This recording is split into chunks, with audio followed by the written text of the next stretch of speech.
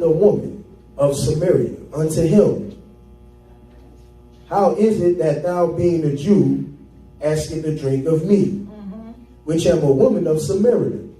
For the Jews have no dealings with Samaritans. Jesus answered and said unto her, if thou knowest the gift of God, and who is it that saith to thee, give me to drink, thou wouldest have asked of him, that he would have given thee living water. Then the woman said unto him, Sir, thou hast nothing to draw with, and the well is deep. From whence then hast thou that living water?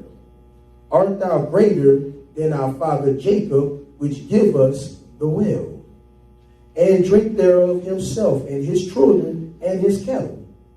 Jesus answered and said unto her, whosoever drinketh of this water shall thirst again. But whosoever drinketh of the water that I shall give him shall never thirst. But the water that I shall give him shall be in him a well of water springing up into everlasting life. The woman said unto him, Sir, give me this water, that I thirst not, neither came hither to draw. Jesus said unto her, Go and call thy husband, and come hither.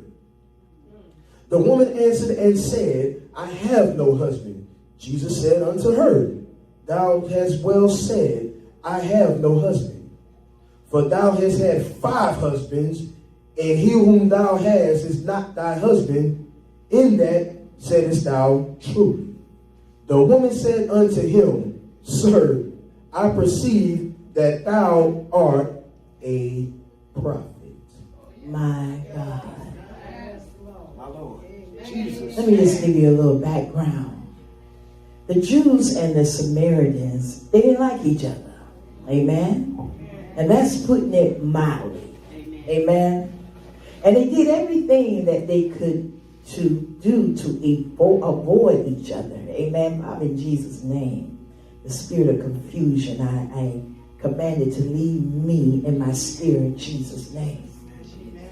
And they did everything that they could to try to avoid each other. I want to talk to you this morning about the truth at the well. The truth at the well. See, the Jews considered the Samaritans to be infidels. So it was no doubt that the Samaritans felt the same towards the Jews, right? Now, even though both of them claimed to be, Abraham as their father in faith, each one of them believed the other to have corrupted the faith. So the Jewish men, they didn't even speak. I want you to hold on to this. They didn't even speak in public to the women. They didn't even speak in public to their own wives. So if you were a rabbi, this would have been an even greater restriction. See, a woman's place back then in society was nothing like it is on today. But what I loved about Jesus, he never treated women in the expected ways of the culture. He talked to them, and he also taught them.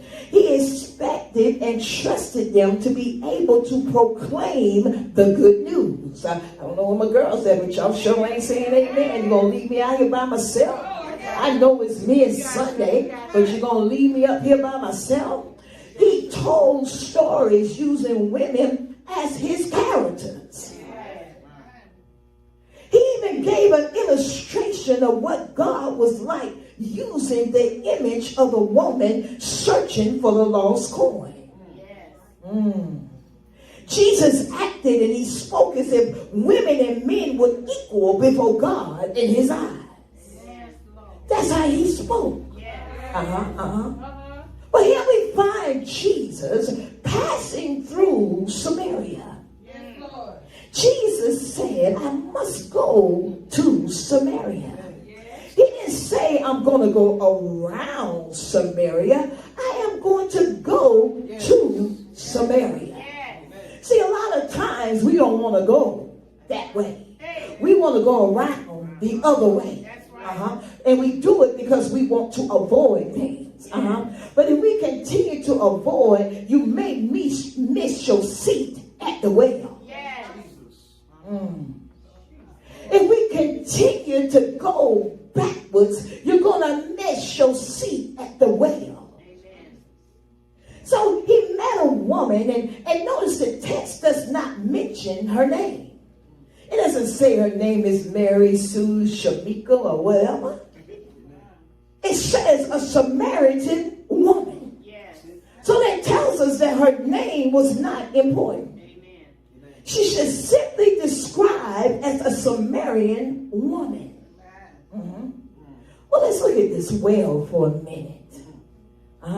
In my Bible, it talks about Jacob's well. I believe you said that too. This well-known well we call Jacob's well, it was more than 100 feet deep. So in order to get to water, you would have to have a bucket. And then you would have to stop on the steps and let the bucket down in order to get your water, mother. Now, this well is one thing that the Jews and the Samaritans had in common. Now, whether they were rich or whether they were poor, they all had to meet at the well. See, everybody needed to be at the well. The kings had to be at the well. The animals had to be at the well. Why? Because everybody needed water. See, if the well dried up, they had to move everybody's sensitivity to another location. See, one thing I love about God, he will meet us, he will have us to meet him at a place where we all have a need. I told you I'm telling you about a woman, it's me and Sunday, but we all have a need. Whether you're a woman, a man, a boy, or a girl, we all have a need. He doesn't have us meet when he knows where we're going to be divided. You know, it's so sad how we are divided in the body of Christ. See, one of the things that keep us divided is that we want to make Christianity a celebrity culture. I love the celebrities. You know that I pray for them. But we want to make Christianity a celebrity culture. It really makes me stop and listen. You know, because I think every time a celebrity or a Hollywood star claims to become a Christian, many people in the church become one of their big-time supporters. I remember when Kanye West, I don't know if he said he got saved, but I know he did say that he started a church. I said, okay, I'll sit back. I don't judge nothing here. And a lot of the mega churches, they began to flock to him. And it bothered me because I'm like, what is it about him? We're so divided. You can grab hold of him and support what he's doing, but you can't support the little church down the street. You can't support the little minister that just came out of seminary. Oh, but you can support a celebrity. Now, it just kind of, it really bothered me. Amen. I pray he did get saved. That is between him and God. Amen. But it just kind of bothers me that we are so divided because we want to turn Christianity into some type of celebrity. Now see, Paul talks about it in 1 Corinthians. He talks about the division of the church. We have been divided for many, many years. It's nothing that has just started. Amen. We even divided with all this COVID stuff going on. Some of the pastors are saying take the shot. Some of the pastors say don't take the shot. We're still divided. But the last I checked, it said that Jesus still. Amen. You can't argue with the word of God. That's right. But we're so divided. That's a whole nother sermon on its own. Amen. But I want to tell you something. Can I put a little bug in your ear? See, one thing about it, sooner or later, you're going to get thirsty. And you're going to need a drink of water. Everybody gets thirsty. You may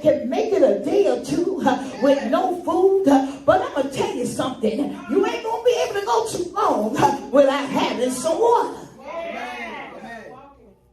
See, our bodies are made up of 80% water. The brain and the heart are composed of 73% water. Our lungs are 83% water. Even your skin, it contains 64% water. Even your muscles and your kidneys, they're 79% water. Even your bones are watery. Your bones got 31% of water. So your body is made up of 80% of water. So guess what? You are going to thirst. Good word, good word. Y'all better learn it. You better catch it. You can say what you want, but everybody gets thirsty. That's why you got to come to the well. See, God, he designed it that way.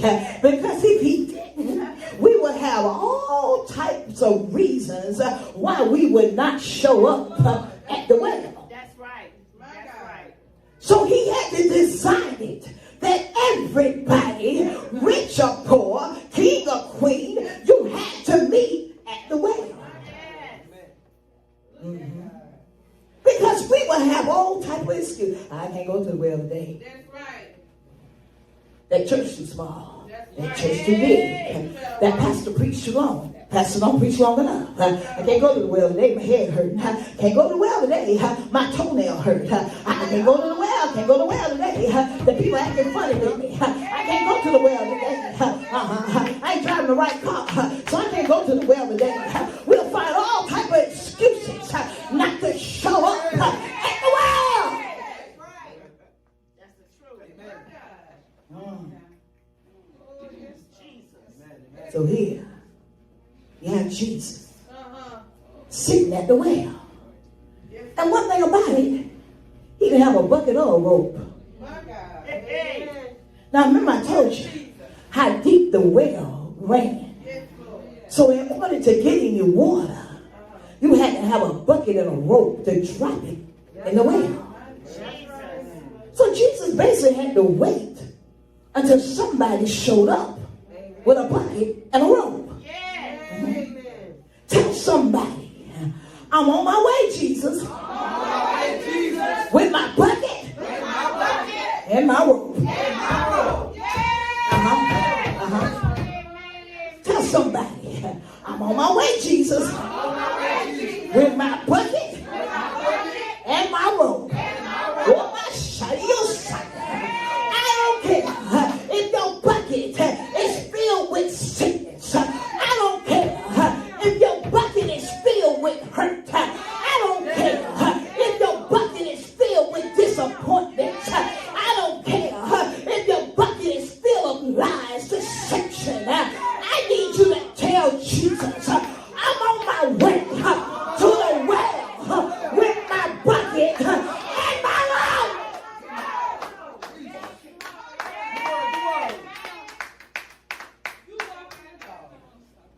So look at verse 7.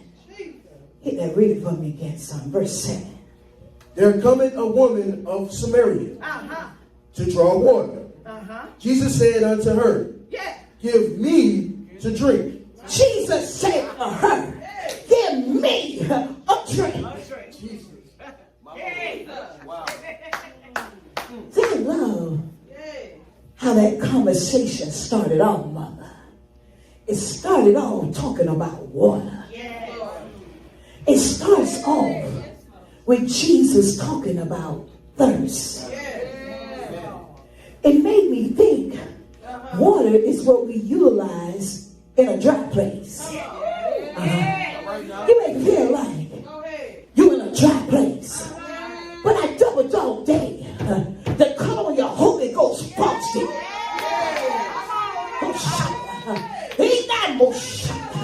And watch the rain of God that flow on your situation.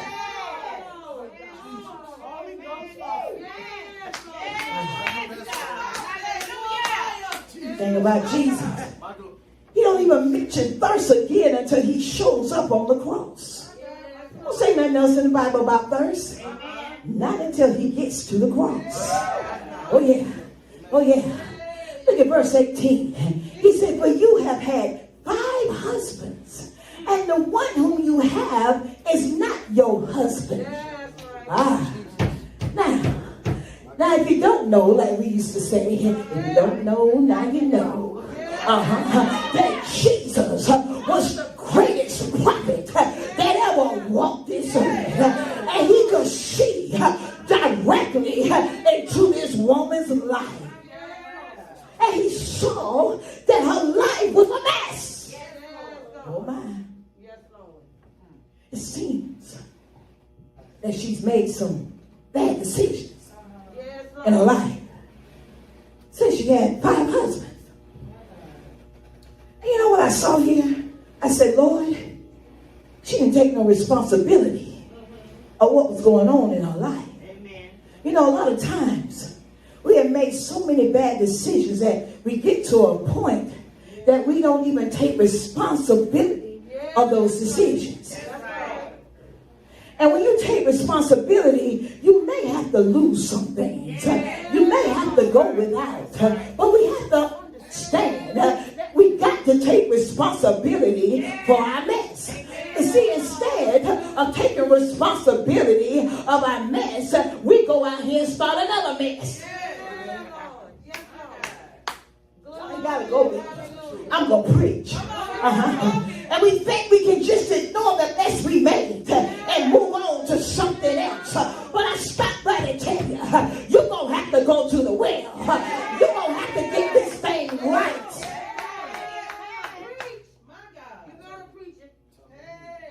And Jesus tells her, the one at home is not your husband. That's right. That's right. Amen. How you make it a 5 husbands? Yes, Lord. Yes, Lord. See, make 1, 2, you know. But if I couldn't get it right the second time, it just ain't for me. That's right. I'm to remain Joyce, I ain't dead. It just ain't for me. To get to 5. 5. And they got it right. And I ain't got it right. Can you help me back there, my best friend? And I ain't got it right. Oh, help her. Oh, my. Jesus was bold. Yes, he was. He was a bold prophet. Jesus was the way. Jesus was the truth. And wait a minute, let me say, Jesus is the way. He is the truth, and he is life. Jesus spoke the truth to her.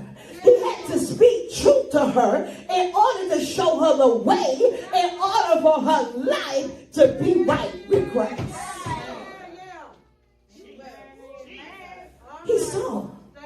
She just kept making a bigger and bigger mess until she showed up at the well. Her life was so messed up that she would actually have to go in the middle of the day all by herself. Can you imagine Jacksonville in July? And it's hot. The heat index almost 100. And here you are in the middle of the day, and you got to walk a real far away in order to get some water. And she's carrying buckets, and she's got to take these buckets, fill them up, and take them all the way back home. Can you imagine in the heat doing all that? Don't you know those buckets, they were heavy to carry? And see what they used to do, the women of the village, they would all come and go together. Amen? But they would wait and maybe go at the end of the day or early in the morning so it wasn't so hot. Amen? And they would go together. You know how girlfriends do. Husbands, you know how your wives do. They hang out with the girlfriends and they catch up and they begin to chit-chat, right? So they would go together, catch up with each other. And a lot of times they did that to make the job easier. Okay? So if I had a heavy bucket, I could tote it a little way. I said, well, I got tired. I'm going to pass it over to Sister Tiffany. This Sister Tiffany gets tired. She said, I'm going to pass it over to Sister Michelle. Then Sister Michelle said, I'm a little tired. I'm going to pass it over to Sister Bree. And Sister Bree's all a little tired. I can't take this bucket no more. And she passes it over to Sister Tiara.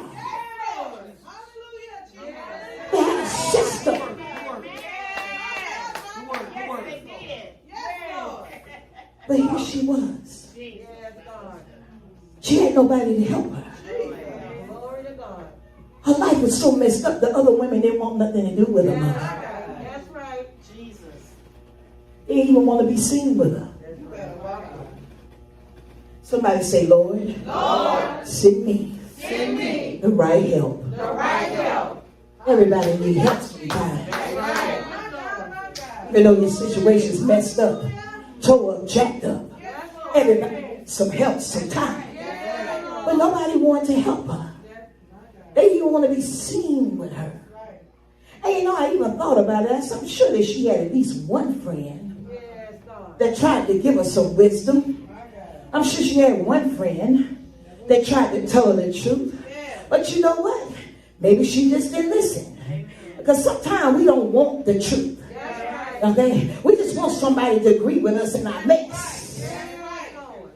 So here she is, you know, she's all by herself. Amashaya. All by herself, toting all these heavy buckets. Her life so messed up that nobody wanted to be bothered with her.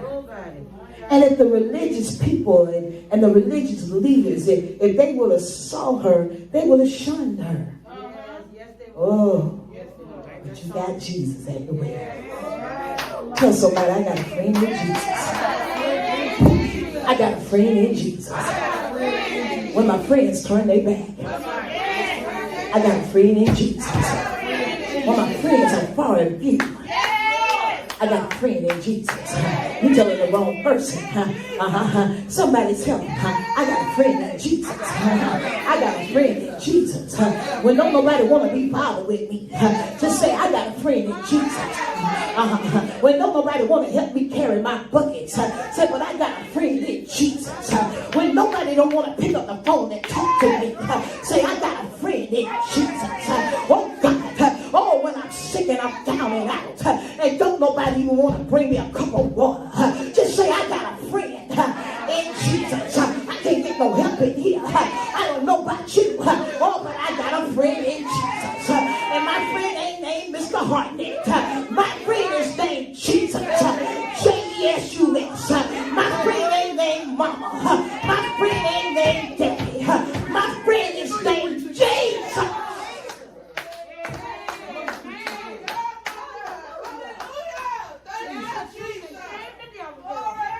And you see Jesus. He asked her for a drink. He begins to start talking to her. See, Jewish men in that time, they didn't talk by themselves. Not by themselves. See, the Jews of that time, they did not talk to Samaritans who didn't worship God in the way that they did. So if you didn't do it their way, they didn't want to talk to you. That sounds like the church today. You don't do deliverance, I don't want to talk to you. Don't speak in tongues, I don't want to talk to you. We like that today in the church. If we ain't all doing it the same way, people shun us. Am I right about it? We're divided. But here we got Jesus talking to a woman whose lifestyle means that she's an outsider. Isn't that something? Talking to a woman where people wouldn't even associate themselves with her. Have you ever been there? You know, where people are there when you got it going on? Oh, you can't turn. People to the left of you, people to the right of you. But when you're broken down and out, you can't find nobody. That's right. That's right. Have you ever been there? You gotta say it. When they smell trouble around you? Yes, Lord. Now they don't know your phone number no more. They can't send you a text no more. Yeah. They don't want to associate themselves with you no more. But tell them you finna get your income tax. Make sure you don't text me then either. I'm getting ready to get blessed.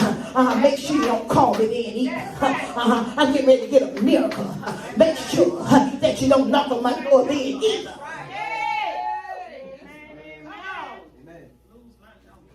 Lose it. But what does Jesus do? He didn't condemn her.